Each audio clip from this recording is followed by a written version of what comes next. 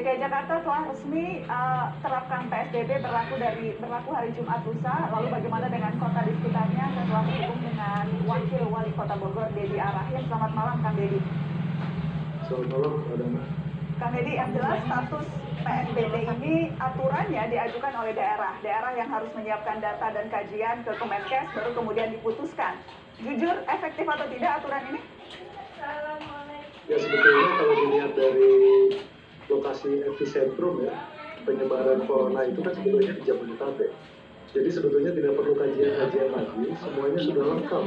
Semuanya sudah melaksanakan paling tidak hampir seluruh poin-poin yang ada di PSBB tersebut. Jadi yang kita tunggu waktu itu adalah bagaimana pemerintah pusat bisa mengorkestrasi semua kondisi ini, kemudian take the lead ya, untuk semuanya kemudian mengarah ke arah satu poin, pengurangan tingkat penyebaran virus corona di wilayah Jabodetabek. 70% kita selesaikan, Indonesia insya Allah yang lain-lain tentu akan aman apabila kita mengambil langkah yang tepat. Tetapi ya sudah, dengan adanya penerapan PSBB ini, kita ikuti aturan, meskipun 6 poin sudah kita laksanakan, kita ulangi lagi, kemudian kita lengkapi dengan proses administrasi termasuk kajian dan normatif melalui Gubernur Jawa Barat kita ajukan melalui kepada Menteri Kesehatan. Jadi Anda sendiri berharapnya seharusnya ini bisa diorkestrasi, di-lead, dipimpin dari pusat, bukan dilepas ke daerah-daerah, begitu? Saya pikir begitu ya. Jadi contoh tadi kita melakukan rapat koordinasi 3 gubernur yang hadir di dalam telekonferensi. Ada Gubernur Banten, ada Gubernur DKI, ada Gubernur Jawa Barat yang diwakili oleh Sekda Jabar. Nah, bayangkan semua wilayah kemudian mengkoordinasikan diri dalam sebuah upaya besar untuk menyelamatkan nyawa manusia. Jadi mestinya harus ada, paling tidak kalau menurut saya, Menteri Kesehatan ikutlah. Ada tidak dari Menteri Kesehatan?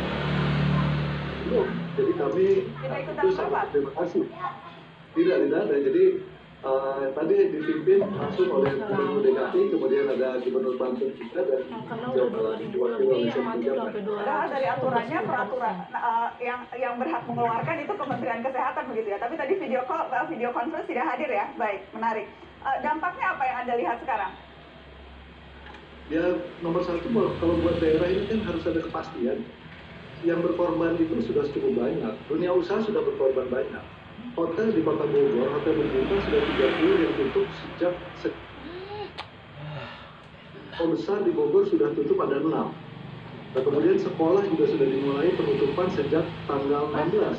Diikuti dengan edaran, kemudian juga himbauan dan lain-lain yang seluruhnya adalah hampir sama dengan PSBB tersebut. Nah, jadi kalau menurut saya, kalau memang mau efektif sejak awal, kita koordinasikan, kita semua duduk bareng, kemudian kita ambil langkah-langkah yang bersama. Kalau seperti sekarang ya udah kita akan ikuti meskipun sedikit terlambat. Nah, cuman memang yang harus jadi perhatian adalah kalau di dalam PSBB itu ada batas waktu per 14 hari, tetapi dalam konteks dampak sosial ekonomi paling tidak saya berpikir tidak akan berhenti 14 hari, tetapi masyarakat, dunia usaha, dunia pendidikan harus diberikan optimisme bahwa ini akan selesai, akan berakhir. Nah, harus ada batas waktu di luar mekanisme kekarantinaan atau yang lain, yaitu dengan pembatasan misalnya ada target utama di mana tingkat penurunan COVID ini akan berlangsung paling tidak sebelum 1 Syawal 1441 Hijriah.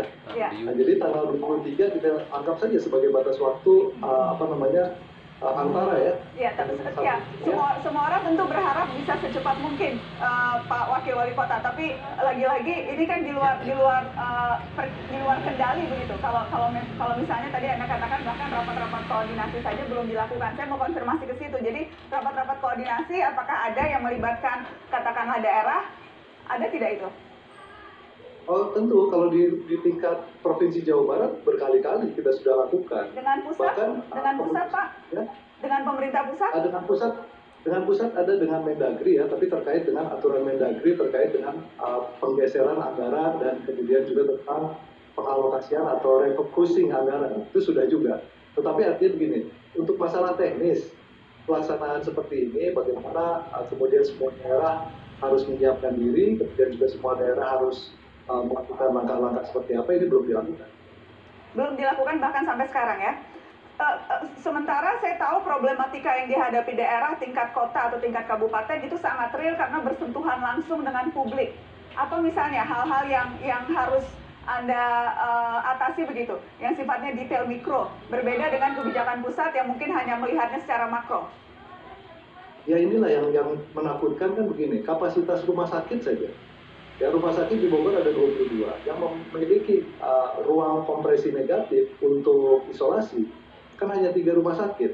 Salah satunya yang terbesar itu RSUD. RSUD pun ruang kompresi negatifnya hanya 8. Artinya pasien positif COVID hanya 8 yang bisa ditampung. Nah, kita berkejar-kejaran dengan pertumbuhan jumlah COVID positif kan. Nah, dari situ kita harus berusaha sendiri, berpikir sendiri bagaimana meningkatkan kapasitas dari rumah sakit umum daerah menjadi paling tidak bisa menampung lah kalau memang terjadi outbreak misalnya. Nah, sekarang sudah sampai posisi 41 pasien. Nah, dengan begitu kan kita bagaimana kalau tidak ada koordinasi yang lebih komprehensif dari semua pihak. Berpikir sendiri, bertindak sendiri, jadi merasa berperan sendiri daerah? Ya kita harus melindungi masyarakat atau warga kita sendiri kan. Tentu akan lebih efektif kalau bersama-sama. Tetapi apa yang harus kita lakukan dalam batas kewenangan masing-masing daerah tentu kita lakukan. Nah, inilah yang mestinya kalau dalam konteks kita sudah tahu bahwa Jabodetabek adalah epicentrum, maka kita konsentrasi saja di Jabodetabek. Anggap aja lah Jabodetabek ini Wuhan lah, ya kan? Konsentrasi ke situ, lakukan langkah-langkah yang drastis sekalipun, insya Allah daerah-daerah lain juga pasti akan mensupport Jabodetabek dalam kondisi yang berat seperti ini. Saya ingin minta komentar Pak Gubernur DKI Jakarta tadi, mitra Anda Pak Gubernur merasa sendirian, bagaimana harus bisa bersama-sama menanggulangi ini? Komentar Anda Mas Anies? Ya, kita koordinasi kemudian, artinya bagi kita ini sekarang orientasinya adalah melindungi warga. Okay? Bila harus berkomunikasi dengan siapapun yang kita kerjakan, termasuk dengan teman-teman wilayah Jabodetabek. Jadi kita memang melakukan koordinasi, terutama terkait dengan sebentar lagi kita akan terapkan PSBB itu. Jadi pada akhirnya semua memang harus sama-sama dan saling support. Saat ini memang ya kita lakukan koordinasi antar wilayah. Kebetulan kalau di antara provinsi sebetulnya rapat dengan Bapak Presiden juga sudah beberapa kali diselenggarakan. Jadi rapat dipimpin Bapak Presiden sendiri terkait dengan COVID, di mana para gubernur itu juga terlibat. Artinya ada koordinasi di situ dan BNPB juga memainkan peran yang cukup besar di dalam melakukan koordinasi. Kita merasakan sekali dan kerjanya amat dekat dengan BNPB. Hanya mungkin karena ini kebanyakan dari antar provinsi, kemudian kita di Jakarta ini berurusannya dengan kota, kabupaten tetangga. Nah, kita ada badan koordinasi, kebetulan saya ketuanya, jadi kita kumpul dan kita koordinasikan sama-sama untuk mengantisipasi PSBB itu. Dan seperti dalam surat juga kita sampaikan ketika meminta status, Jakarta bukan hanya bicara tentang Jakarta saja, tapi Jabodetabek, dan dalam rangka melindungi agar jangan sampai meluas. Karena ini ya, Nana, soal ini tuh kita nggak perlu kajian-kajian kok. Udah tinggal lihat data seluruh dunia, virusnya sama, manusianya sama, cara penyebarannya sama. Jadi mau kajian apa lagi? Dan ini bukan dimulai dari Jakarta, bukan dimulai dari Bogor, bukan, ini adalah virus yang datangnya dari luar, dan sekarang kita menghadapi konsekuensi. Ya sudah, kita kerjakan yang kita bisa lakukan sambil lihat pengalaman dari berbagai tempat. Kalau itu kita kerjakan, kita punya rujukan negara-negara lain yang sudah mengalami lebih awal, insya Allah kita bisa kendalikan. Saya yakin insya Allah bisa, tapi membutuhkan kerjasama semua, tidak bisa sendirian, dan seluruh masyarakat terlibat sampai level keluarga, RT, RW, semua terlibat. Itu juga yang sekarang kita sedang kerjakan di Jakarta. Oke, Mas Anies, terakhir, tadi Anda bicara soal data. Karena penting juga sekarang publik bisa percaya pada akurasi data dan percaya bahwa negara akan mengambil langkah-langkah tepat berdasarkan data-data yang memang akurat. Seberapa akurat data kita sekarang, Pak Gubernur? Data kita akurat, hanya kemampuan kita melakukan testing itu masih terbatas. Jadi ketika kita bisa mengatakan angka confirm positif itu berapa, itu mencerminkan bukan banyaknya masalah, tapi kemampuan mengetes kita. Saya beri ilustrasi saja, kalau kita punya alat hanya bisa mengetes 100 sampel, maka ya berapapun kasus di luar, nanti yang keluar ya maksimal 100 sampel. Ya, dan karena itulah kemampuan sekarang kita mengetes. Jadi hasilnya akurat, tetapi apakah mencerminkan persoalan ini di luar, itu yang kita tidak tahu. Karena misalnya Mas Anies, kalau ada beberapa institusi yang membuat modeling atau pemodelan angka untuk menggambarkan jumlah pasien positif, ada yang membandingkannya dengan kepadatan penduduk, tingkat penularan dibandingkan dengan kota-kota lain di dunia. Ada satu model misalnya yang menunjukkan bahwa selama 30 hari terakhir jumlah kasus positif di Jakarta sesungguhnya sudah 76.000 orang pada 1 April. Atau 30 hari sejak kasus pertama di Indonesia diumumkan. 76.000 orang, Mas Anies. Apakah Jakarta siap? Dari awal kita sudah sampaikan kenapa kita bergerak cepat, karena kita tahu persis bahwa ini bukan soal penyakitnya, ini adalah soal jumlah yang menderitanya. Jadi karena itu saya dari awal sering mengatakan, kalau ada yang bilang oh iya ini 3% meninggal, 97% selamat misalnya, ini bukan soal 97% selamat, tapi ini 100% orang membutuhkan perawatan. Dan 20% itu berat gitu. Jadi 20% itu harus dirawat di rumah sakit, 80 mungkin bisa di luar. Jadi itu yang selalu kami concern. Karena itulah kenapa kita bergerak cepat mencoba untuk jangan sampai angka ini naik terus. Karena kalau jumlahnya meningkat terus, kemampuan kita untuk melayani tidak ada, bukan hanya di Jakarta, di seluruh dunia. Tidak ada yang siap untuk menghadapi pandemi seperti ini. Karenanya saya bertanya, Mas Anies, kapasitas kita, kesiapan Jakarta, tidak usah bicara yang lain, Jakarta lah, kesiapan kita ada seberapa siap? Kalau tadi angka-angka pemodelan sesungguhnya sudah 76.000, dan itu bukan hanya satu institusi, ada banyak institusi yang juga menunjukkan angka-angka serupa. Jadi begini, saya beri contoh ya, data, bahwa di Jakarta ada 190 rumah sakit, itu jumlah rumah sakitnya. Lalu tempat tidur yang ada di Jakarta ini 23.460, itu tempat tidur kita. ICU yang kita miliki itu 716 ICU. Ruang isolasi ada 657. Kita punya ventilator hari ini 947. Ini semua kalau jumlahnya seperti sekarang kita masih relatif terkendali. Tapi kalau nanti meningkat, mudah-mudahan tidak. Kalau meningkat, maka kapasitas ini akan berat. Dan saya harus sampaikan ya, ini 23.000 itu total jumlah tempat tidur, lalu ICU yang 700, itu sekarang pun sudah digunakan. Jadi tidak mungkin kita memindahkan pasien yang selama ini ada di ICU supaya kita bisa memasukkan pasien COVID. Jadi dalam simulasi yang kita gunakan hari ini, kira-kira 25% itu bisa didedikasikan untuk COVID. Nah, kita juga sekarang sedang menambah kapasitas dengan rumah sakit baru yang gedungnya sudah jadi, itu disiapkan untuk bisa menampung. Jadi kita ada beberapa rumah sakit swasta maupun pemerintah. Tapi intinya, angka yang meningkat itu akan menjadi tekanan tersendiri bagi kita, terutama untuk pelayanan kesehatannya.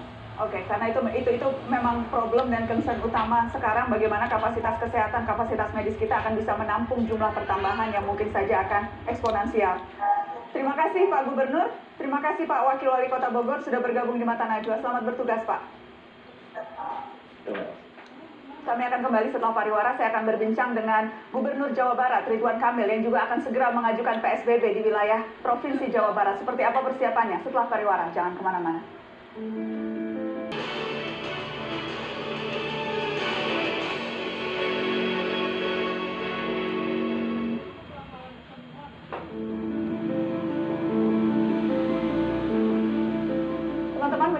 Provinsi DKI Jakarta, Provinsi Jawa Barat juga mengajukan penerapan pembatasan sosial berskala besar atau PSBB di wilayahnya. Bagaimana persiapannya? Saya sudah terhubung dengan Gubernur Jawa Barat, Ridwan Kamil. Selamat malam, Kang Emil. Selamat malam, Mbak Nana. Mudah-mudahan sehat selalu. Alhamdulillah sehat, mudah-mudahan Kang Emil dan Teteh juga sehat. Kang Emil, jadi Jawa Barat sudah mengajukan PSBB, suratnya sudah dikirim atau dalam perjalanan atau bagaimana, Kang? Sudah saya tanda tangani, saya kirim, mungkin masih dalam proses diterima sore ini atau besok pagi, tapi intinya sesuai jadwal hari ini pengiriman 5 kota kabupaten, Mbak Nana. Satu adalah Kota Depok, Kota Bekasi, Kabupaten Bekasi, Kota Bogor, dan Kabupaten Bogor. Jawa Barat ini saya bagi 3 tipe, Mbak. Satu daerah Bodebek, maka perlakuannya harus persis seperti Jakarta. Kedua, zona Bandung Raya itu punya pandemi khusus dengan fitur dan caranya, sisanya lain-lain. Maka pada saat Jakarta ini sudah PSBB, otomatis dari awal kita sudah sepakati agar 5 wilayah yang nempel ini harus mirroring atau satu keputusan. Jadi kalau Jakarta ke kiri, Bodebek harus ikut ke kiri, Jakarta PSBB, Bodebek juga harus PSBB. Ini itu sudah disepakati. Mudah-mudahan dibahas dengan cepat oleh Kementerian Kesehatan, Mbak Nana, sehingga kalau sudah ada lampu hijau, maka efektivitas PSBB di Jabodetabek ini akan mendapatkan satu sinkronisasi. Saya juga koordinasi dengan Gubernur Banten, Tangerang, kota dan kabupaten dan Tangerang Selatan juga sudah mengajukan. Nah, mudah-mudahan ini berhasil karena 70% dari persebaran virus kalau kita hitung, Mbak Nana, itu bergeraknya memang di seputaran Jabodetabek. Ya, jadi berharapnya kalau bisa malah hari Jumat DKI berlaku, itu juga Bodetabek yang lain juga berlaku ya, Kang? Kalau lihat prosedurnya kan butuh 2 hari ya. Kalau ya. Baru dibahas besok Kamis Jumat, persetujuannya paling cepat hari Jumat, mungkin baru diberlakukan antara weekend atau hari Senin. Jadi tidak akan bisa berbarengan. Jadi efektivitas yang di Jakarta pun akan diragukan kalau yang lain-lainnya tidak berbarengan. Ada kritikan-kritikan publik soal proses dan prosedur yang dianggap seharusnya bisa lebih mencerminkan kedaruratan. Apakah Anda juga merasakan hal itu di daerah, Kang Emil? Saya melihat dari perspektif saya gini, Mbak Nana. Jadi semua orang berharap kita perfect, tapi memang kenyataannya dinamikanya itu harian, Mbak. Jadi saya tahu semua orang bekerja dengan level masing-masing, dan memang Indonesia negeri kepulauan sehingga mengkoordinasikan agak tidak sesederhana di situasi dinamika harian. Maka kunci kepemimpinan hari ini adalah proaktif. Kalau kami harus menunggu 100% arahan-arahan pusat harian itu juga susah. Maka ada beberapa langkah-langkah yang kita dahulukan, misalkan sebelum dilakukan pengetesan di daerah, Jawa Barat sudah melakukan lebih dulu selama 1 minggu. Itu menemukan Pak Bima Arya, Wakil Wali Kota Bandung, Bupati Karawang, dan lain-lain. Jadi konsep proaktif ini menurut saya itu yang harus kita lakukan, dan memang mungkin dari kacamata publik, sinkronisasi itu perlu disempurnakan. Saya itu hampir tiap hari telekonferensi, Mbak. Kadang-kadang dengan Pak Luhut, kadang-kadang dengan Pak Wapres, kemarin dengan Presiden, dan lain-lain, itu hampir tiap hari. Dengan Pak Menkes juga? Di mensinkronisasi. Gimana, Mbak? Dengan Pak Menkes? Pak Menkes dalam rapat kabinet sudah 2-3 kali, yang dipimpin langsung oleh Pak Presiden. Oke, Kang Emil, saya mau tanya spesifik soal tes, karena kita tahu, tadi Kang Emil juga cerita, saya ingat ketika ke Mata Najwa 3 minggu yang lalu pun sudah mengatakan akan melakukan tes. Jadi tes yang dilakukan di Jawa Barat itu spesifiknya rapid test, dan akhirnya menemukan angka positif yang jauh lebih besar dibandingkan yang memang dilaporkan dalam harian konferensi pers gugus tugas, begitu Pak Gubernur? Ya, jadi begini, kita menggunakan apa yang kita punya ya, Mbak Nana ya. Kita punya sangat terbatas PCR, jadi PCR tidak bisa kita gunakan untuk masif. Tapi kita punya rapid test yang cukup banyak walaupun tidak maksimal.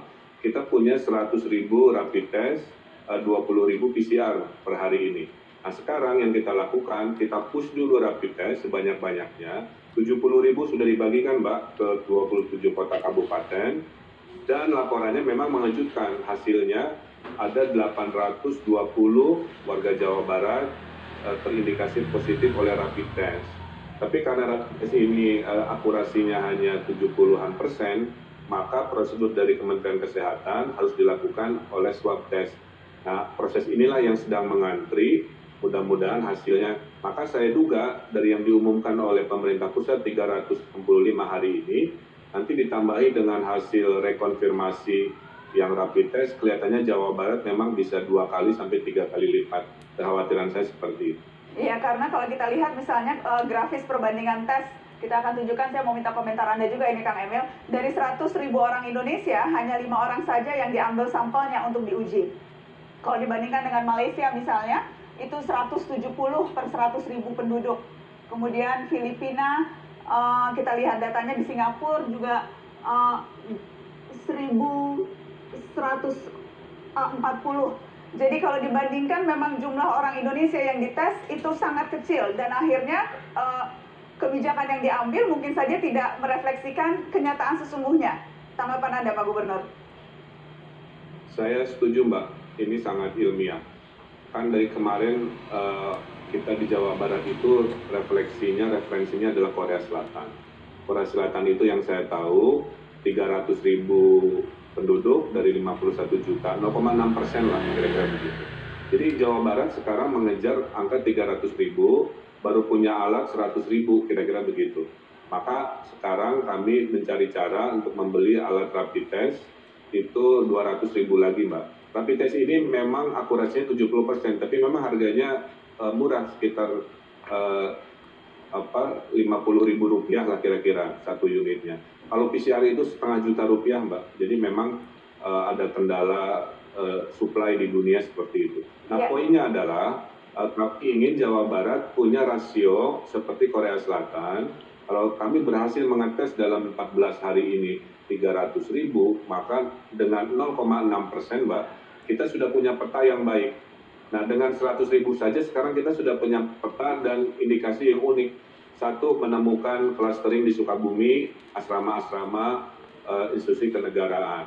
Saya lihat lagi, semua yang berbasis asrama di Jawa Barat sekarang punya indikasi positif walaupun tidak banyak. Nah, inilah yang akhirnya ditemukannya oleh rapid test, walaupun harus dites ulang. Oleh karena itu, kita kunci pertama sekarang adalah menggabungkan PSBB, Mbak, supaya disiplin, digabungkan dengan tes masif sebanyak-banyaknya. Gabungan dua itulah yang akan menghasilkan sebuah peta yang sebenarnya, sehingga kita mudah ngambil keputusan, mau dilibur dilanjutkan, mau cukup sampai seminggu. Kalau sekarang tanpa jumlah tes yang masif, betul kata Mbak Nana, kita meraba-raba atau shadow boxing kira-kira begitu. Himbauan saya kepada provinsi lain, jangan merasa provinsi lain rendah, mungkin karena tidak melakukan tes yang sebanyak-banyaknya itu, sehingga memang hasilnya tidak terdeteksi. Oleh karena itu desentralisasi lab testing sekarang menjadi kunci. Masukan saya ke pemerintah pusat juga itu, perbanyak lab testing, perbanyak tes masif. Kalau bisa 2 juta, Mbak, 2 juta itu 0,6% lah dari penduduk kita. Mudah-mudahan petanya ketahuan. Iya, dan harus dilakukan dengan segera ya kan, karena kita tahu kebijakan untuk memperbanyak tes masif itu pun sudah disampaikan bahkan 2 minggu yang lalu, tapi sampai sekarang kita lihat perkembangannya juga masih seperti ini. Kita akan lanjutkan setelah pariwara, tetap di Mata Najwa. Kita break dulu, Kang Emil. Misalkan hanya dari APBN, Mbak. Ya, Kang Emil, kita break dulu, nanti ada waktu untuk melanjutkan, tetap di Mata Najwa.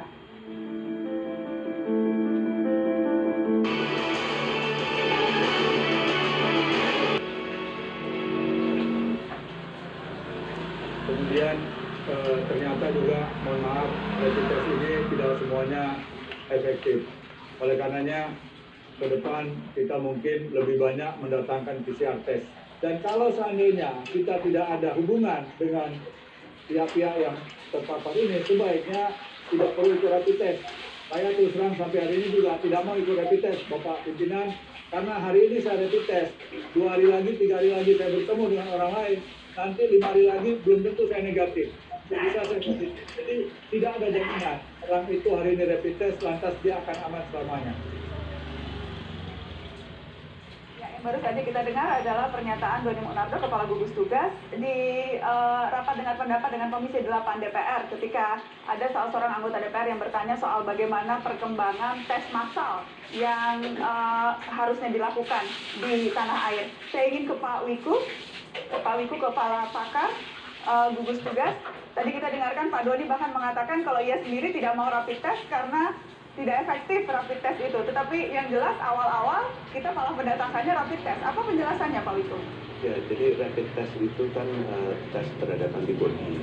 Jadi sensitivitas dan spesifisitasnya dari rapid test yang ada juga tidak terlalu tinggi. Maka dari itu kalau misalnya hasilnya negatif pun, kita harus pastikan nanti 7 hari lagi juga kita tes lagi. Apabila positif harus dikonfirmasi karena kita tidak yakin dengan rapid test itu. Yang paling bagus, gold standardnya adalah menggunakan RT-PCR itu. Jadi betul tadi kata pimpinan bahwa memang kita harus memperbanyak RT-PCR yang ada di seluruh Indonesia.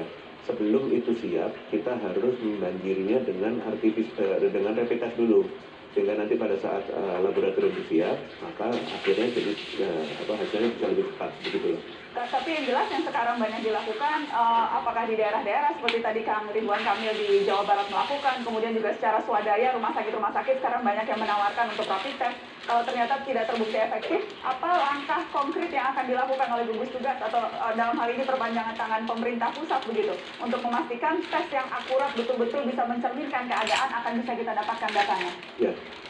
Tes yang paling akurat kembali lagi adalah RT-PCR. Jadi sekarang pemerintah berusaha keras dengan membuat laboratorium yang bisa melakukan pengetesannya selama memenuhi syarat, yaitu biosecurity level 2 diperbanyak.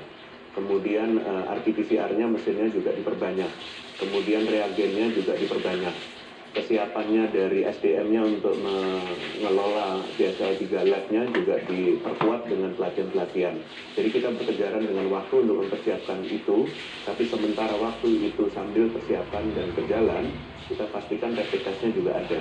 Karena tadi sudah dijelaskan oleh Gubernur Jawa Barat, bahwa dengan rapid test itu nanti kita jadi tahu besaran masalahnya. Jadi kalau kita nggak tahu besaran masalah kan akan sulit gitu. Maka dengan rapid test itu meskipun hasilnya tidak terlalu baik dibandingkan gold standard, tapi itu bisa menggambarkan burden yang ada di masyarakat dari sisi kesehatan masyarakat. Saya ingin ke Bang Refli Harun. Bang Refli, tadi Anda mendengarkan apa yang disampaikan oleh Wakil Wali Kota Bogor soal harapannya agar pusat lebih mensinkronisasi, lebih menjadi memimpin orkestrasi dalam pertempuran ini. Tanggapan Anda soal itu?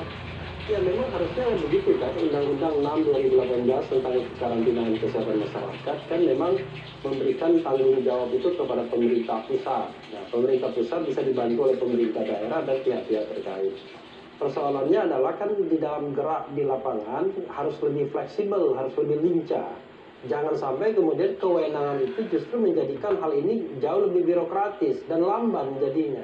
Ya saya contohkan misalnya tadi, pilihan di dalam undang-undang kekarantinaan itu kan macam-macam, tapi kok yang dipilih cuma satu saja, padahal kita tahu bahwa sangat mungkin nanti eskalasinya kan bisa luar biasa. Mudah-mudahan turun dengan PSBB ini, tapi kalau misalnya dibutuhkan karantina rumah, karantina wilayah, kekarantinaan perbatasan, karantina rumah sakit, bagaimana nantinya? Kan tidak ada juklaknya, tidak ada aturan pelaksananya, yang kemudian akan membuat kepala-kepala daerah yang sebagai frontliner kan akan gampang nantinya menghadapi katakanlah serangan-serangan yang tidak terduga. Menurut saya sekali lagi karena ini adalah darurat kesehatan masyarakat, harusnya leading sektornya itu memang betul-betul petugas-petugas kesehatan, petugas-petugas kekarantinaan kalau memang ada karantina nantinya. Jadi cara pandangnya ini adalah cara pandang untuk memulihkan kesehatan masyarakat, atau cara pandang untuk mengenyahkan virus COVID-19. Anda melihat sekarang cara pandangnya belum itu atau bukan itu? Cara pandangnya itu sudah berhitung soal dampak sosial, ekonomi, dan politik soalnya. Padahal musuhnya sendiri belum pergi. Jadi misalnya sebagai contoh Perpu nomor 1 2020 kan lebih banyak mengadres soal keuangan, soal jaminan-jaminan petugas-petugas yang barangkali nanti akan mengeluarkan uang untuk urusan-urusan COVID-19 ini.